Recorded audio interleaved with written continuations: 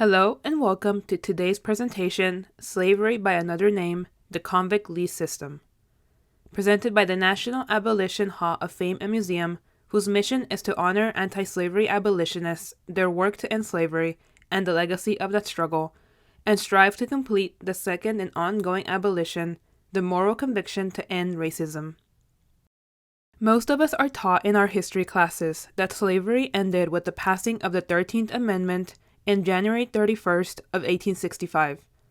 After all, a whole civil war had been fought over the issue of slavery. As the Union, comprised of non-slave-holding free states, won the war, it would only be logical that they would also ensure that the institution of slavery would be forever eradicated from U.S. soil. However, in what many have called the slavery loophole, the 13th Amendment did not fully eradicate the ability of one group of humans to coerce another into free or low-wage labor. Therefore, we would be mistaken to believe that other forms of slavery do not continue to exist in the U.S. to this day.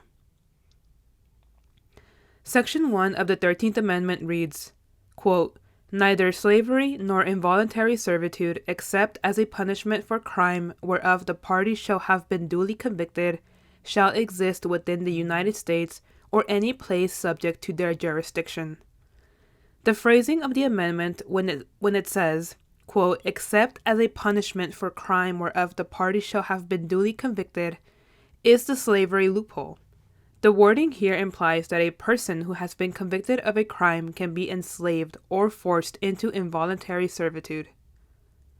This proved to be a problem of extreme proportions because it enabled white Southerners in the post-Civil War era to manipulate the legal and justice systems to ensure that formerly enslaved people would continue in their subservient position. After all, plantation owners and other former masters still needed cheap labor to maintain their wealth and influence after the emancipation of the formerly enslaved. They needed a way to maintain their power over freed men and women, ensuring that they did not leave, having power to demand higher wages for their labor or begin their own enterprises. Hence the passing of Black Codes. These were laws passed by many Southern states after the Civil War, which targeted free Black men and women, but mostly men. Many laws made it possible to arrest and convict Black people for quote-unquote crimes, such as vagrancy, which could be something like not having a job, not carrying proof of their employment, like a labor contract, loitering, breaking curfew, and theft, which was very loosely defined. Essentially, it made it near impossible for Black people to exist in society without being fully subservient to their former enslavers. These laws led to the population of prisons in the United States to shift radically. Now, prisons were filled with more Black prisoners than white. This shift meant that prisons now had large populations of prisoners that they could lease and make a profit from. Prisons would then lease their prisoners to private entities like plantations, construction companies, logging companies, railways, and mines. The prisoner providing the labor would be paid nothing and often faced inhumane conditions and risked injuries and death. These were mostly Black men and some women who began to flood prisons after Black codes were enacted.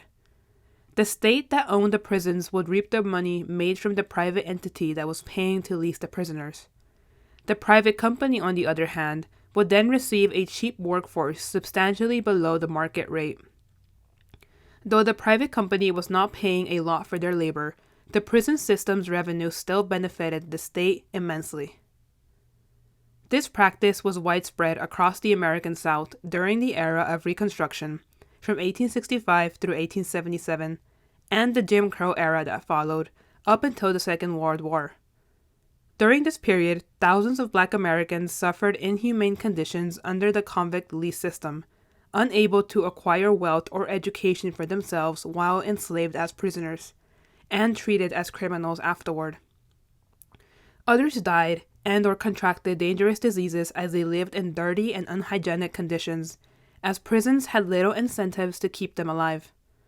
All the while, several American companies grew rich from their labor, and their free labor kept state revenues afloat. For example, the U.S. Steel Company, founded by J.P. Morgan in 1901, and at one point the largest steel producer and largest corporation in the world, benefited immensely from the convict lease system. Its subsidiaries in the South had agreements with states to ensure that they could acquire prisoner labor, paying fractions of what it would take to employ free white men. All the while, prisoners toiled in mines for free. The U.S. Steel Company became the world's first billion-dollar company. The practice only ended at this scale after President Franklin D. Roosevelt's Attorney General, Francis Biddle, issued Circular No. 3591 in December 12, 1941. This circular redefined how the Department of Justice tried cases under Classification 50, which focused on involuntary servitude and slavery. Basically, if someone was seen to violate the 13th Amendment. Biddle's circular changed the manner that judges decided such cases, and therefore made it easier to prosecute cases of involuntary servitude and slavery, like the convict lease system. Unfortunately, today, the practice of forcing prisoners to work for free or low wages continues. The American Civil Liberties Union published a report in 2022 called Captive Labor: Exploitation of Incarcerated Workers, where it outlines just how prevalent this practice is. They found that 76% of the prisoners surveyed by the Bureau of Justice Statistics said that they are required to work or face punishments like solitary confinement, loss of the opportunity to reduce their sentences, and even being denied family visitations if they refuse to work.